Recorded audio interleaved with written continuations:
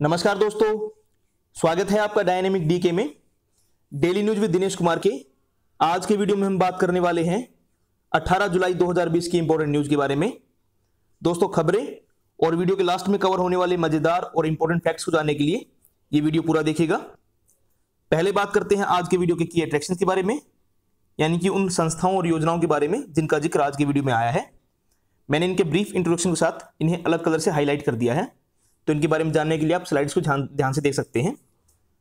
हमारे आज की वीडियो में United Nations Economic and Social Council, United Nations OSCE Minsk Group, National Pension Scheme, pension निधि विनियामक और विकास प्राधिकरण यानी कि PFRDA, Indian Council of Medical Research तथा Central Board of Direct Taxes का जिक्र आया है।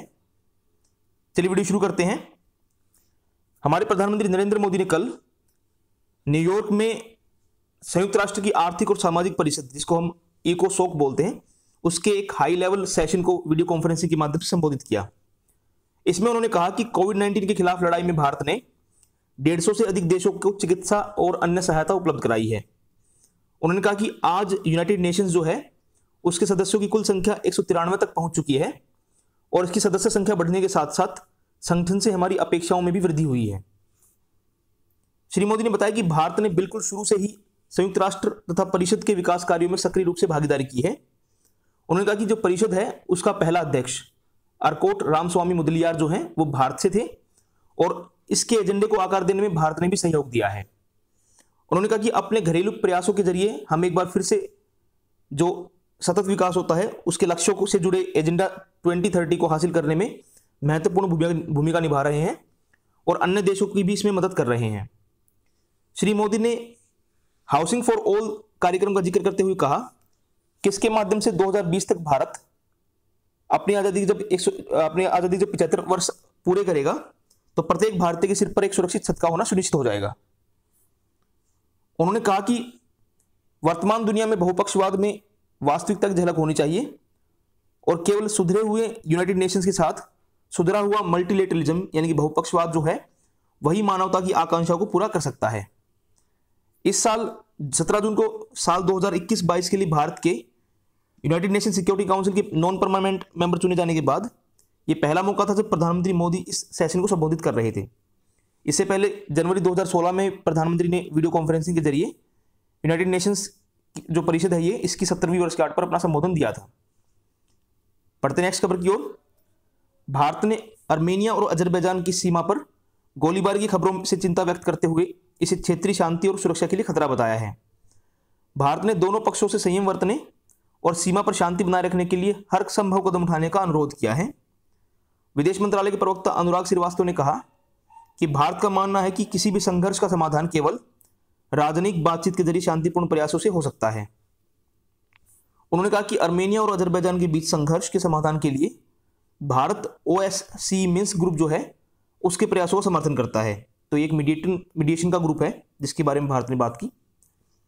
नेक्स्ट खबर है, रक्षा मंत्री राजनाथ सिंह ने कल पूर्वी लद्दाख के सीमावर्ती क्षेत्रों का दौरा किया। हाल के दिनों में भारत और चीन के बीच इस क्षेत्र में विवाद शुरू होने के बाद रक्षा मंत्री का इस क्षेत्र का ये पहला दौरा है।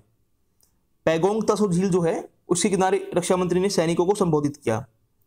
रक्षा मंत्री ने कहा कि भारत ने विश्व को शांति का संदेश दिया है।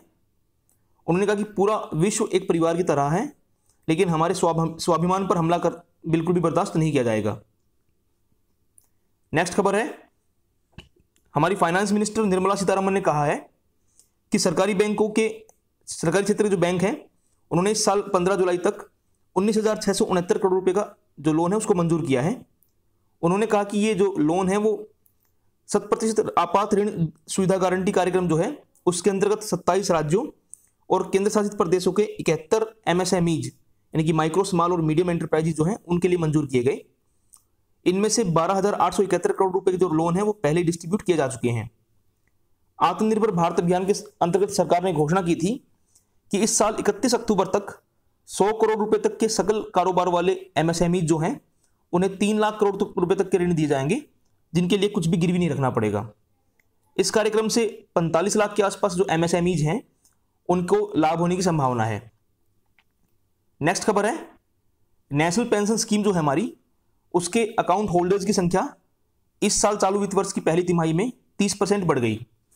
वित्त मंत्रालय के अनुसार इस दौरान निजी क्षेत्र के 1,03,000 लोगों ने योजना ली। ये योजना जो शुरू हुई थी वो पहले शुरू हुई थी गवर्नमेंट एम्प्लॉयज के लिए, लेकिन बाद में साल 2009 में इसे प्राइवेट सेक्टर के लिए भी खोल दिया गया था। इसके अलावा 206 कंपनियों के 10 लाख से अधिक कर्मचारियों ने नई पेंशन योजना ली। कोविड-19 आपदा के बाद नियोक्ता अपने कर्मचारियों की वित्तीय हालत बेहतर बनाने के लिए समुचित उपाय कर रहे हैं। जो पेंशन निधि विनियामक और विकास प्राधिकरण है PFRDA, उसके अध्यक्ष सुप्रतिम बंदोपाध्याय ने कहा है कि राष्ट्रीय पेंशन योजना जो है वो निगमित कर्मचारियों में काफी लोकप्रिय हुई है। बात करते हैं कोविड-19 पर अपडेट की। देश में इस समय करीब 3,42,000 कोविड मरीजों का इलाज चल रहा है। 1.94% से भी कम मरीजों को ICU में, 0.35% मरीज वेंटिलेटर और 2.81% जो मरीज हैं उन्हें ऑक्सीजन सपोर्ट की जरूरत पड़ी है। देश में 10 लाख की जनसंख्या पर केवल 18.6 लोगों की मृत्यु हुई है, जो वर्ल्ड में सबसे कम है। सभी राज्यों और केंद्र शासित प्रदेशों के समन्वित प्रयासों से इन्फेक्टेड लोगों की जल्दी पहचान करने में मदद मिली है। देश में इस समय 1383 डेडिकेटेड कोविड हॉस्पिटल, 3,107 समर्पित कोविड स्वास्थ्य केंद्र और 10,000 से अधिक कोविड देखभाल केंद्र मौजूद हैं। केंद्र ने राज्यों, केंद्र शासित प्रदेशों और केंद्रीय संस्थानों को 2,35,00,000 से अधिक N95 मास्क और 1,24,00,000 PPE किट जो है उन्हें वे सप्लाई की हैं। देश में कुल 6,35,757 कोविड रोगी स्वस्थ हुए और स्वस्थ होने की दर हमारे यहाँ पर 63.33% हो गई है। पिछले 24 घंटों में रिकॉर्ड 22,942 लोग ठीक हुए हैं। स्वास्थ्य और परिवार कल्याण मंत्रालय के अधिकारी ने बताया कि पिछले 24 घंटों के दौरान देश में कुल 34,956 लोग इन्फेक्टेड हुए, जो भारत में इस महामारी के फैलने की शुरुआत के बाद से एक दिन में सबसे ज्यादा इन्फेक्शन है। एक दिन में 687 लोगों की डेथ होने के बाद हमारे यहाँ अब तक कुल 25,602 लोगों की डेथ हो चुकी है।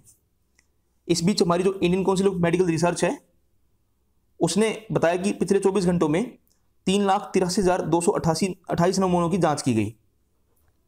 नेक्स्ट खबर है, central Board of Direct taxes जो है उसने कोविड-19 आपदा के दौरान जो इनकम टैक्स पेयर हैं उनके 21 लाख से अधिक मामलों को निपटाते हुए 71,229 करोड़ रुपए से अधिक की राशि का रिफंड जारी किया है। CBDT ने कहा कि इस दौरान 19 लाख इनकम टैक्स पेयर्स जो हैं उनके मामले निपटाते हुए 24,603 करोड़ रुपए का रिफंड जारी हुआ।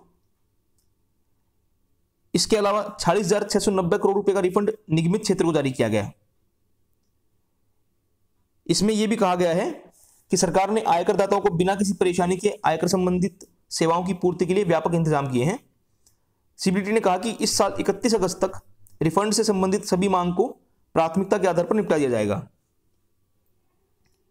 नेक्स्ट खबर है, जो स्ट्रीट वेंडर्स हैं उनको घर पर लघु ऋण सुविधा उपलब्ध कराने के लिए PM स्वनिधि मोबाइल ऐप कल नई दिल्ली में जारी की गई। ये योजना शुरू हुई थी जुलाई में। आवास और शहरी कार्य मंत्रालय के सचिव दुर्गा शंकर मिश्र ने कहा कि PM स्वनिधि मोबाइल ऐप जो है उसका उद्देश्य छोटे दुकानदारों के लिए ऋण की आवेदन जो प्रक्रिया है उसे आसान बनाना और संबंधित संस्थानों तक पहुंच को आसान बनाना है।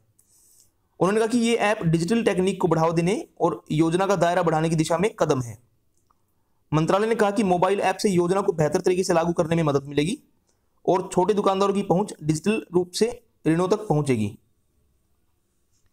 मंत्रालय ने कहा कि प्रधानमंत्री स्वनिधि के 2 जुलाई से शुरू होने के बाद से 1,54,000 से ज्यादा छोटे दुकानदार ऋण के लिए आवेदन कर चुके हैं, जिसमें से 48,000 से ज्यादा दुकानदारों का ऋण मंजूर हो गया है। इस योजना की शुरुआत कोविड-19 के कारण लगे लॉकडाउन से प्रभावित छोटे दुकानदारों की मदद के लिए की गई थी। योजना का उद्देश्य 50 लाख से ज्यादा छोटे दुकानदारों तक पहुंचना है और इस योजना के तहत प्रत्येक दुकानदार को 10,000 रुपए तक का लोन मुहैया कराया जाएगा। इस ऋण को प्रति माह के आधार पर 1 साल के भीतर वापस करने का प्रावधान है। समय से पहले लोन चुकाने पर कोई जुर्माना नहीं लगेगा और लेन देन अगर डिजिटल तरीके से किया जाएगा तो उस पर दुकानदार को 100 रुपए की छूट मिलेगी। बढ़ते आज की लास्ट खबर की ओर। मेघालय में ब्रिटिश शासन के खिलाफ विद्रोह का बिगुल बजाने वाले पहले खासी शासक जो हैं यू तिरोट सिंह सियाम जो है उनकी 150वीं पुण्यतिथि पर कल शिलोंग में श्रद्धांजलि अर्पित की गई। ये एक फ्रीडम फाइटर रहे हैं। कार्यक्रम का आयोजन national people's front youth front ने किया था। दोस्तों ये थी आज की खबरें और स्टैटिक। अब बात करते हैं आज स्टैटिक फैक्ट्स के बारे में। आज 18 जुलाई है। 18 जुलाई 1830 को उरुग्वे, जो कि साउथ अमेरिका में एक कंट्री है, उस द्वारा इसका पहला संविधान अपनाया गया। 18 जुलाई 1857 को कैलकाटा, मुंबई और मद्रास यूनिवर्सिटीज की स्थापना हुई। ये तीनों यूनिवर्सिटीज एक ही दिन बनी थी। 18 जुलाई 1892 को हैजा के इलाज के लिए एक दवा का पहला ह्यूमन ट्रायल हुआ। यूक्रेन के बैक्टीरियोलॉजिस्ट जो हैं वाल्डमर हफकिन जो है, उसने इस दवा को खुद पे ट्राई किया। 18 जुलाई 1914 को महात्मा गांधी सफलतापूर्वक पैसिव रेजिस्टेंस अभियानों का नेतृत्व करने और 21 साल दक्षिण अफ्रीका में बिताने के बाद वहां से इंग्लैंड के लिए रवाना हुए। इसके बाद वो 9 जनवरी 1915 को भारत पहुंचे। 18 जुलाई 1925 को हिटलर की आत्मकथा मीन काम्फ वो पब्लिश हुई। 18 जुलाई 1947 को किंग जॉर्ज VI ने इंडियन इंडिपेंडेंस एक्ट पर हस्ताक्षर किए। इस एक्ट के तहत ही भारत को आज़ादी दी गई थी। 18 जुलाई 1968 को इंटेल कॉरपोरेशन की स्थापना कैलिफोर्निया के सेंटा क्लारा में हुई। यह सेमीकंडक्टर चिप बनाने वाली दुनिया की सबसे बड़ी कंपनी है। 18 जुलाई 1977 को वियतनाम यूनाइटेड नेशंस का सदस्य बना। 18 जुलाई 1980 को भारतीय उपग्रह रोहिणी 1 उसको लॉन्च किया गया। ये स्वदेशी लॉन्च व्हीकल, जिसको हम सैटेलाइट लॉन्च व्हीकल SLV बोलते हैं, उस द्वारा सफलतापूर्वक छोड़ा गया पहला भारतीय उपग्रह था। इसका जो लॉन्चिंग हुई वो श्रीहरिकोटा, जो आंध्र प्रदेश में है, उसके सतीश धवन स्पेस सेंटर से की गई और भारत किसी उपग्रह को ऑर्बिट में स्थापित करने वाला छठा देश बना। 18 जुलाई 1933 को अगाथे उविलिंगमाना जो है वो रवांडा की प्रधानमंत्री बनी। वो रवांडा की अब तक बनी एकमात्र महिला प्रधानमंत्री रही हैं। 18 जुलाई 2012 को किम जोंग उन है, उन्हें आधिकारिक रूप से उत्तर कोरिया का सुप्रीम लीडर नियुक्त किया गया। कोरियन पीपल्स पार्टी में मार्शल की रैंक भी उन्हें दी गई। 18 जुलाई 2018 को मेघालयन एज नाम की एक न्यू अर्थ जियोलॉजिकल एज की घोषणा इंटरनेशनल कमीशन ऑन स्ट्रेटिग्राफी द्वारा की गई, जो आज से 4200 साल पहले एग्जिस्ट करती थी। तो एक नई एज की घोषणा की गई थी। 18 जुलाई 1918 को दक्षिण अफ्रीका के प्रसिद्ध नेता नेल्सन मंडेला का जन्म हुआ। उन्हें साल 1990 में भारत का सर्वोच्च नागरिक सम्मान भारत रत्न दिया गया था, जबकि वर्ष 1993 में उन्हें शांति का नोबेल भी मिला। नवंबर 2009 में यूनाइटेड नेशंस जनरल असेंबली ने उनके जन्मदिन 18 जुलाई को नेल्सन मंडेला इंटरनेशनल डे के तौर पे मनाने की घोषणा की। तो आज का दिन नेशनल मंडेला इंटरनेशनल डे के तौर पे मनाया जाता है। दोस्तों, ये थी आज की खबरें और स्टैटिक फैक्ट्स। मुझे उम्मीद है कि आपको ये वीडियो पसंद आया होगा। इसे लाइक कर दीजिएगा, subscribe to my channel, share this video with all your friends and don't forget to press the bell icon. Thank you दोस्तों, बाय।